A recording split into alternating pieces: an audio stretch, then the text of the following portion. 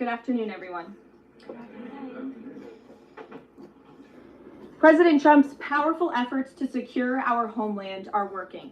According to newly released numbers, last month, Border Patrol saw a 93% decrease of illegal aliens crossing the southwest border between ports of entry from May 2024 under Joe Biden, when they encountered more than 117,000 illegal aliens. And this particular statistic is absolutely astounding. In the month of May, under the Trump administration, 0 illegal aliens were released into our country by Border Patrol. Let me say that again. Not a single illegal alien was released into the interior of the United States of America last month under this administration. Let's contrast that to Joe Biden's failed leadership, where immigration officers were wasting their finite time and resources processing dangerous illegal aliens for release into the United States.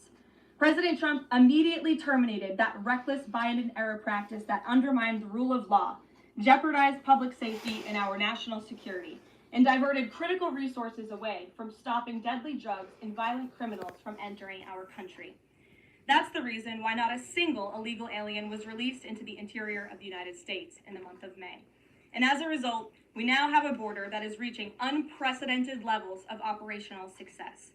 The efforts by President Trump to stop the illegal immigrant invasion and secure the border in this short amount of time represent one of the greatest achievements by a presidential administration in the history of our great country. With illegal entries being overwhelmingly halted, the Trump administration is dramatically ramping up efforts to arrest and deport all of the millions of criminal illegal aliens that Joe Biden let into our country over the past 4 years.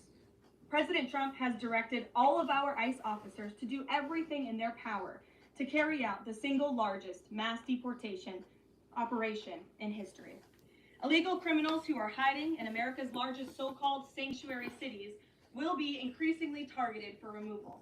Radical Democrats will no longer be allowed to shelter illegals who threaten public safety as part of their cynical efforts to expand political power, drain the American taxpayer, and artificially lower wages and steal American jobs. ICE officers are courageous heroes, upholding the rule of law and keeping our citizens safe. And they have the full and unwavering support of this president. In economic news, President Trump's pro-growth agenda is delivering for the American worker. Through the first 5 months of the Trump administration, real blue-collar wages are up nearly 2%. It's the strongest growth in nearly 60 years and a stark contrast from the negative wage growth seen during the first 5 months of the Biden administration. America is quickly returning to the successful formula of the first Trump administration: low inflation and rising wages. Once the big beautiful bill is passed, this positive trend will only accelerate. Senate Republicans are continuing to push this critical legislation forward. The One Big Beautiful Bill will drive growth and supercharge the American economy. The Council of Economic Advisors found that the One Big Beautiful Bill will raise take-home pay by nearly $14,000 for a year for the average family of 4. The CEA also found that the One Big Beautiful Bill will increase wages as much as $11,000 for the average worker in America. The One Big Beautiful Bill expands the child tax credit and makes it permanent for more than 40 million families with children. And the bill will deliver no tax on tips, no tax on overtime, and substantial tax cuts for our incredible seniors. Simply put, the One Big Beautiful Bill is a massive win for middle-class Americans. When nearly 80 million Americans sent President Trump back to this White House, they were doing so expecting these popular policies to be enacted. Republicans in Congress have a mandate to deliver, and President Trump demands they send this historic bill to his desk for signature by Independence Day, July 4th. The American people are fully behind President Trump. According to brand new polling from Insider Advantage, a clear 54% majority of Americans approve of the job President Trump is doing. That's because this president is keeping his promises and taking action every day to improve their lives. And passing this bill will help fulfill a number of President Trump's core campaign promises. Now, regarding the ongoing situation in Iran, I know there has been a lot of speculation amongst all of you in the media regarding the president's decision-making and whether or not the United States will be directly involved. In light of that news, I have a message directly from the president, and I quote, "Based on the fact that there's a substantial chance of negotiations that may or may not take place with Iran in the near future. I will make my decision whether or not to go within the next 2 weeks. That's a quote directly from the president for all of you today. So we'll kick it off for questions here in our new media seat. We have Eli Lake from the Free Press. Eli, go ahead. Thanks so much for having us. Thank you. The Free Press. The decision to extend the, delay in enforcing the TikTok ban. Sure. Can you talk about how the White House understands its constitutional authority in light of the Supreme Court's decision in January that said that the president had to enforce the ban? Sure. Well, as all of you know, because the president put it out on his Truth Social today, he did sign an executive order to extend the TikTok ban for 90 days. So in the effort to make a deal, and White House counsel and the Department of Justice have reviewed this executive order, and I can get it for you. I think it's on our website by now. If it's not, my team will now put it up immediately. And you can read the language in that executive order. And the White House counsel's office and the Department of Justice strongly believe in the legal rationale for this executive order. They wouldn't have the president's pen hit it if they didn't. And the political reasoning for this, of course, is because the president made a promise to keep TikTok on. There are 100 million Americans who use this app. It's wildly popular. He also wants to protect Americans' data and privacy concerns on this app, and he believes we can do both things at the same time. So he's making an extension so we can get this deal done. Can I get a follow-up? Sure. A few weeks ago, Tucker Carlson reported on a meeting between the president, Mark Levin, and others at the White House. Is there a leak investigation, and can you say who else was in that meeting? I'm not aware of a leak investigation at this time. I, for one, do not reveal details about the president's private meetings without his permission to do so. But certainly the president does not like when people leak. He takes that very seriously. This entire administration takes that seriously, and that's why you've seen at agencies some of the cabinet secretaries have been given the authority by the president to let go of staff who are engaged in such leaks, especially those that risk American national security. Sure. Go ahead. Caroline, thank you. So Rhino warmonger Lindsey Graham recently called on the Screw Lindsey Graham. Quite the lead to a question. Right. What's your message to everyday Trump supporters? Not the Tucker Carlsons or the big names, but everyday Trump supporters, grassroots who voted for President Trump to stop the wars, rejected this in the primary, going into another war with Nikki Haley, and they want to see non-U.S. involvement in this war. What's your message? Trust in President Trump.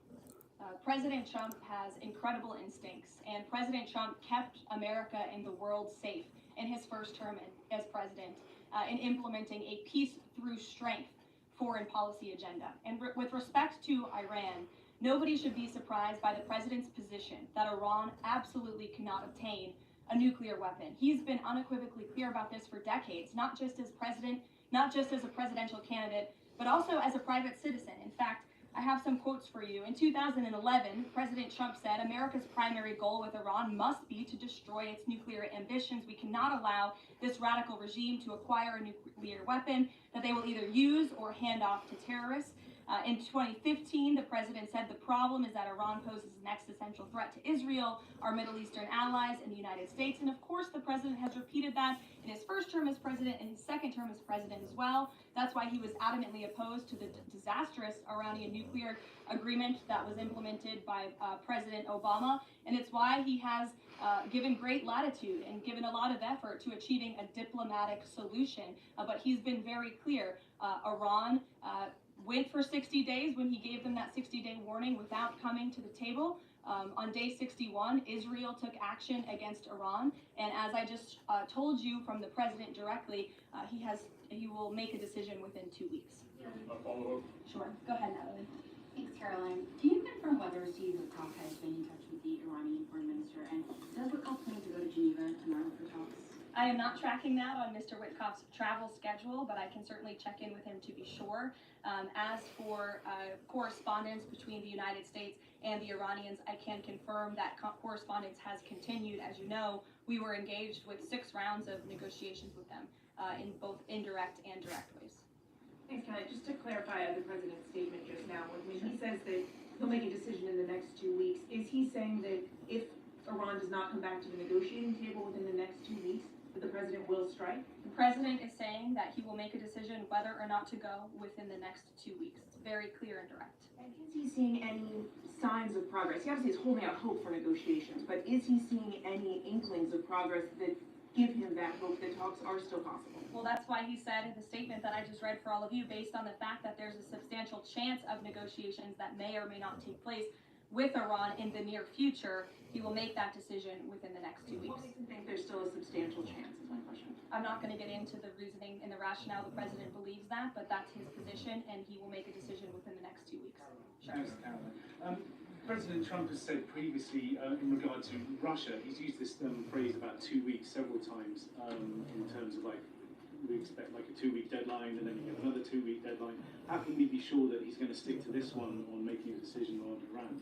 Well, in those deadlines, as you've seen in respect to Russia and Ukraine, might I add, these are two very different, complicated global conflicts, as you know, that the president inherited from our previous incompetent president and the weakness of the previous administration. And the president has spent a tremendous amount of time and effort cleaning up these crises that were caused by the last administration's just complete dereliction of duty on the world stage and American weakness. Now we have American strength again.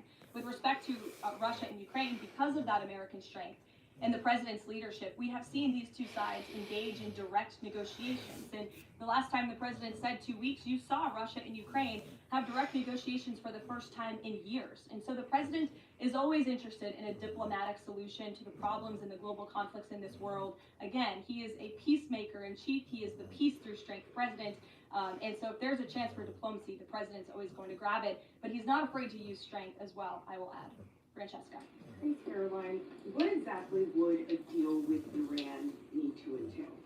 No enrichment of a uranium, and it would absolutely not, Iran is not absolutely not able to achieve a nuclear weapon. The president has been very clear about that. And by the way, the deal that Special Envoy Witkoff proposed to the Iranians was both realistic and acceptable within its terms. And that's why the president is sent that deal to them. Follow up on what you told Natalie. Are the talks that the United States is currently having with Iran direct, or are those through intermediaries? And if so, which countries are acting as the intermediary right now? Out of respect for the ongoing discussions and negotiations, I am not going to get into the details of them. We've provided you confirmation for now. Go ahead. Sure, and then behind you too. Thanks. Sorry, on the topic of negotiations and talks, does the president have any hopes or specific expectations for the talks tomorrow between European foreign secretaries and their Iranian counterpart? Well, certainly the entire world is on the president's side when it comes to the fact that Iran cannot obtain a nuclear weapon. This is something that pretty much all of humanity, except for the Iranian terrorist regime themselves, agree upon. And so the president expects that Europe will deliver that message directly to the Iranians. Why does President Trump believe that this 90-day extension on TikTok will provide more runway perhaps than the previous extensions that haven't led to an adjustment deal? Because it's more time to make a good deal. Simple question. Dasha? Thank you so much. I know things are going day by day right now. The president wants maximum optionality. Is the possibility of the U.S. getting involved in regime change in Iran at all on the table at this point? The president's top priority right now is ensuring that Iran cannot obtain a nuclear weapon and providing peace and stability in the Middle East. On Medicaid, Caroline, Sure. the Senate put forward Medicaid provisions, particularly a lower cap on state provider taxes that hospitals have said would lead to mass closures, particularly in rural communities. Is the president willing to sign a bill that includes those provisions that Republican senators like Josh Hawley say will lead to hospital closures? Out of respect for the ongoing discussions that the White House is very much actively involved in with our friends in the United States Senate, I won't comment on that specific provision. Look, the bill hasn't been sent to the president's desk yet. There's more room for change. The president, for one, I will reiterate, has been very clear on his priorities with respect to Medicaid. He wants to see waste, fraud, and abuse ridden from the system to protect it for tax-paying citizens who deserve those much-needed benefits. He wants to prioritize the sick, the needy, the poor in this country who deserve those benefits, not the 1.4 million illegal aliens who are receiving them. And he wants to make sure this one big beautiful bill kicks those illegal aliens off of this program to preserve it and protect it and strengthen it for the American people, and the president has been very clear in that message to his friends in the Senate. Jackie. Thank you, Caroline. Sure. Logistically, if the Iranians are to get into Geneva, does that mean they found a way to get to the White House? I am not going to get into hypotheticals, but as you heard from the president yesterday, they have expressed interest in doing so. Philip. Pressure on the president to come to the aid of Israel. There's a lot of pressure on him to finish the job with force. How is he balancing the concern that if he doesn't choose to do that, that it would send a message to Xi Jinping about the U.S. commitment to Taiwan? Well, the president enjoys a very respectful and cordial relationship with China's president. He has long maintained that, even in his first term. And China and the United States share many strategic interests, both in terms of economics and also, of course, global affairs and foreign policy as well. However, when it comes to balancing these different viewpoints, the president is balancing a lot of viewpoints, and he is listening not just to other world leaders, but to his advisors and to people here in the country and the American people too. And I think that's what makes this president such a great leader, is his ability to listen and make a good decision on behalf of the American public based on his instincts and his experience. Don't forget, this is a president who was here before, and the world was a much more peaceful and stable place when he left office than when he came back in after the past 4 years of complete incompetence by the previous president. Philip, go ahead. Thank you, Caroline. Two quick questions. When the president says Iran is very close to a nuclear weapon, is he relying on U.S. intelligence or intelligence sharing from an ally to make that assessment? It is a fact, and the United States government maintains this fact, that Iran has never been closer to obtaining a nuclear weapon. And if the U.S. were to take some type of military action, would the president go to Congress to seek war authority? I'm not going to engage in hypotheticals. I gave you the statement from the president. He'll make a decision within 2 weeks. Sure. Go ahead. Thanks, Caroline. Mary and then Elizabeth. Two questions, one on Iran and then the second on something Jasmine Crockett said this morning. So given that we know the Iranian government did order an operative to assassinate the president, is there concern that Iran might respond with non-traditional military ways to some kind of strike on Iran, such as another assassination attempt? And has the Department of Justice looked into this last attempt on the president's life? I believe Secret Service and the FBI have looked into the 2 assassination attempts that took place against the president, both of which were sad days in our nation's history. So I would defer you to the Department of Justice on where those investigations stand. But as for your question regarding Iranian retaliation, I'm not going to engage in hypotheticals again, but I can assure the American public and the world that this administration is prepared and ready to defend American interests and assets, not just in the region, but here on our homeland as well. And then really quick on Jasmine Crockett, she said, I believe, that Trump supporters are mentally ill before calling for bipartisan support against the president. Can you respond to that, especially considering she's a rising star in the Democrat Party right now? She is a rising star. It's quite something to behold, actually. I hope that she continues to be a rising star for the Republican Party, at least. I think it's incredibly derogatory to accuse nearly 80 million Americans of mental illness. The last time I checked, Jasmine Crockett couldn't dream of winning such a majority of the public as President Trump did. And the America First movement, which President Trump has built, is filled of hardworking patriots, the forgotten men and women, business owners, law enforcement officers, nurses and teachers, and middle America, as we all know, from where you all grew up, outside of this beltway. That's who makes up this president's movement. And Jasmine Crockett should go to a Trump rally sometime and she can see it for herself. Jennifer. One on North Korea and one on China. On North Korea, they launched some rockets into the ocean today. What does the White House make of that? Do you read any meaning into that timing of that launch? And then on China, do you have any reaction to Xi Jinping's offer of intervening in Iran diplomatically? And are you seeing any signs that China would get involved militarily to support Iran? I don't believe we're seeing any signs of that at this moment in time. As for Xi Jinping's offer, I will leave it to the president to respond to that himself. As for your question about North Korea, we are monitoring the situation. The Trump administration is in close contact with our new South Korean counterparts as we work together to deter our adversaries and preserve a free and open Indo-Pacific. And no matter where, our adversaries and our allies alike know that President Trump will not tolerate threats against our interests on his watch, even as he works to resolve the wars that he inherited. question? Alex, go ahead and then I'll come to you. Thank you. Is the president concerned about the economy of farms and hotels, et cetera, struggling to find workers?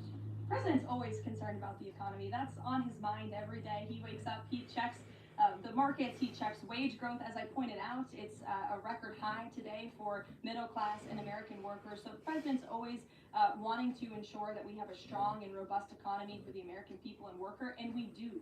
As for the specific concerns regarding jobs, look, the president has made it very clear we need to remove public safety threats from the interior of our country, and that remains the focus and the priority of this administration when it comes to deportation, no matter where somebody works. If they're an illegal alien rapist or murderer that was allowed into this country in the past 4 years by this administration, the American people want those types of criminals to be deported from our country, and that's what the president is backing ICE to do. There was an apparent skirmish between the Chinese and the Philippines in the South China Sea. Just curious if you had any reaction to that, and if the steps you're taking towards the Middle East right now are reducing your capacity to deal with that situation. I believe that happened as I was preparing and coming out here, so we'll get you a response to that. Certainly we have one, and our teams are always monitoring situations all around the globe. And one more just on Iran. Just over the past 24 hours, we've seen some Israeli strikes on Natanz, Isfahan, and Kondar nuclear facilities. Is there any assessment just of how effective or what the result of those strikes will be? What I can share is that the IDF and Israel, I think, have exceeded a lot of people's expectations in their ability to really hinder Iran's nuclear facilities, but also they've taken out key people in the Iranian regime's leadership as well. So this is something, of course, we are monitoring and watching every day, and the president was just in an intelligence briefing. He continues to be briefed by his National Security Council, and he will throughout the duration of this war and conflict. And he also remains in constant communication with our Israeli counterparts, most notably Prime Minister Benjamin Netanyahu. Kristen. We have heard from a number of U.S. officials who say that Iran doesn't want to make a deal, that they are just stringing the United States along. What is to say that they are not going to continue to do so if we continue to give them extensions, now 2 weeks before 60 days? Look, Iran is in a very weak and vulnerable position because of the strikes and the attacks from Israel. And with respect to the president's statement, I shared that with all of you. And he has been very direct and clear. Iran can and should make a deal. We sent a deal to them that was practical, that was realistic, or they will face grave consequences. Why is Steve Witkoff not participating in the talks this week? I can ask Mr. Witkoff why he is not. Does the president object if Israel attempts its own operation against Fordow in the next 2 weeks?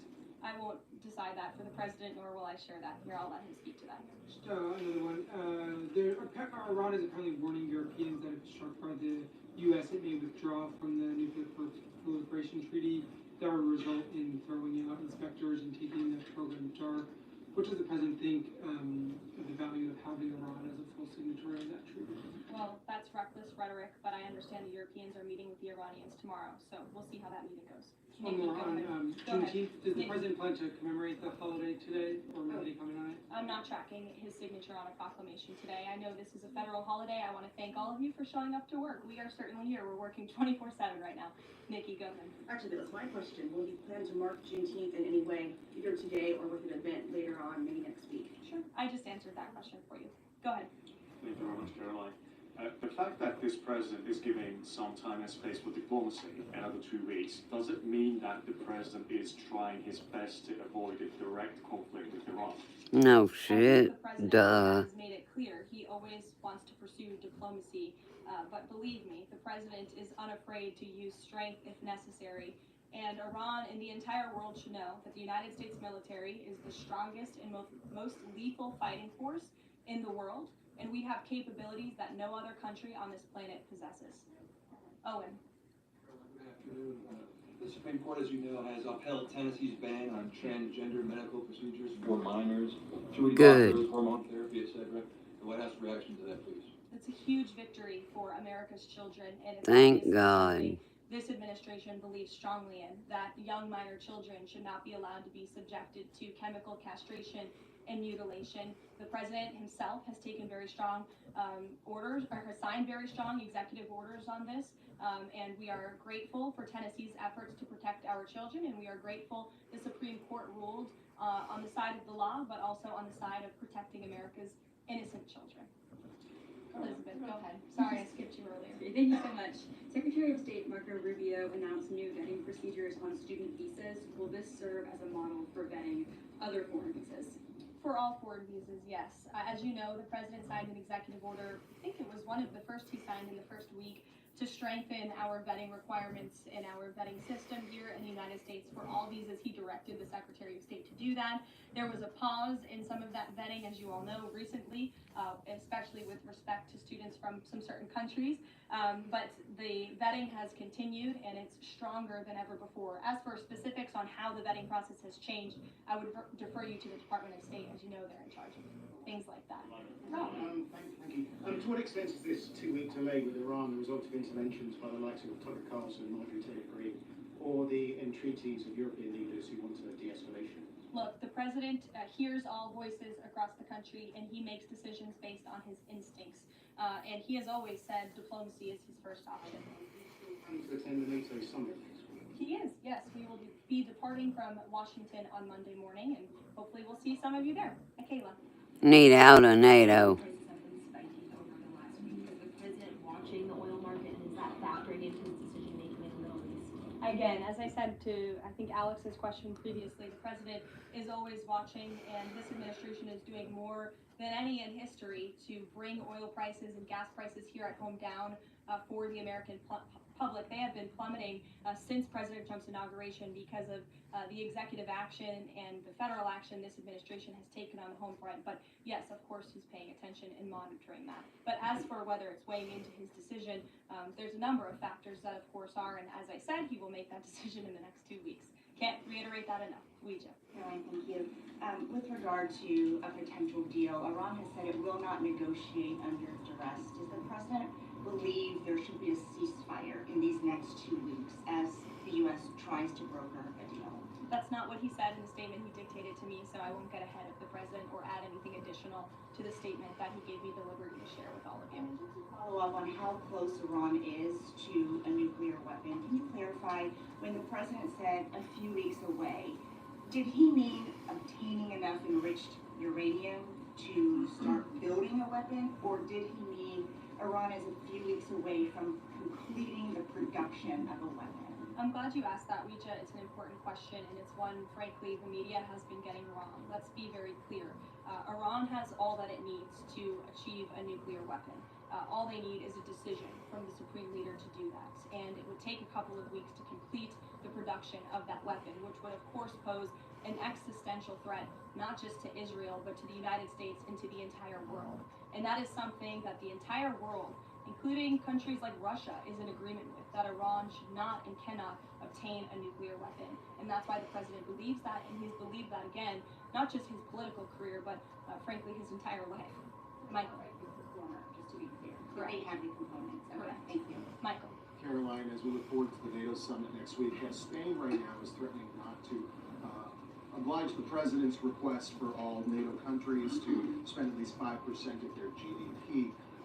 Does the president take issue with this with Spain right now? Screw NATO. Comments. I'll make sure the president sees them, and I can assure you he wants to see all European countries pay their fair share and meet that 5% threshold. It's only fair considering the American taxpayers have given a significant chunk of money to the tune of billions of dollars to support our mutual interests and our assured defense. So I will let him speak to that, but he's made his priorities for our European allies quite clear, including Spain. Caroline, one last question. When it comes to the president's position on foreign policy in general, is there a phrase that the White House has coined? Is there a Trump doctrine? Does the president like to talk about this? Anyone here in the White House talking about this? And if so, if there is something akin to a Trump doctrine, how would you define it? America first, always. MAGA, baby. I know there's a lot of news in the world right now. As you know, our team is always here to answer your questions, and the president, I am sure, will take more questions from you guys at some point this week, as he always does in the effort of transparency. I appreciate your being here on a federal holiday, and we'll see you later. Thank you.